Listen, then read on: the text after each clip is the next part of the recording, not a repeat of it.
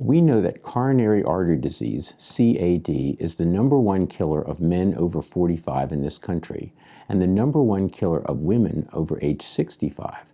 No, it's not breast cancer or hip fractures, which get much more attention as women's health issues. It is coronary disease. But actually, it's worse than that in women. In the past 10 years in this country, death from coronary artery disease is steadily declining in men. But in women, it is actually on the rise.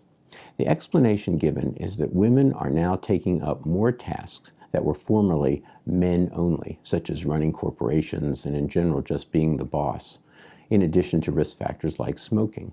With all these stresses, women are catching up to men. It's true that you've come a long way, baby. Well, consider these facts. This year, more than 920,000 Americans will have had a heart attack. Nearly half of them will occur without prior symptoms or warning signs. 250,000 Americans die annually of sudden cardiac death. That is 680 every day of the year. 1/2 of the victims of sudden cardiac death are under the age of 65. Currently, there are about 7.9 million Americans alive who have had a heart attack. How this happens? Well, cardiologists like to talk about the vulnerable plaque, the lesion in the arteries. We know from autopsies done on soldiers who died in the Korean War that atherosclerosis, the process that clogs our arteries, begins in the teens and 20s. The average age of soldiers killed in Korea was 23, yet many of these soldiers had fatty streaks, the yellow deposits in the arteries that are the first signs of atherosclerosis. As these plaques develop, they look a lot like inflammation.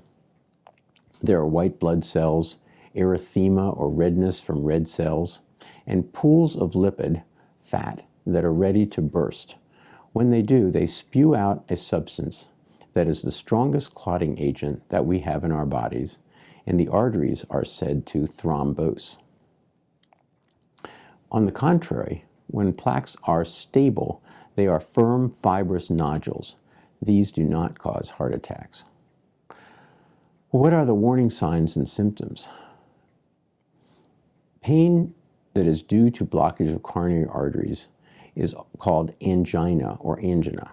The classic description of angina is that it is a discomfort produced by exertion that is relieved by rest. We like to describe angina using the PQRST system. P is position, center of the chest. Q is quality, fullness, a heaviness, a burning, difficult to describe. R is radiation, may go to the shoulders, the neck, the back, the arms. And actually both arms are the same, not just the left arm. R is for relief. What makes it better? Nitro, rest. S is for associated symptoms such as shortness of breath and sweating.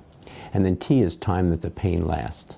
Pain that lasts for days is not likely to be angina. It should be brief, following or during exertion, and relieved by rest.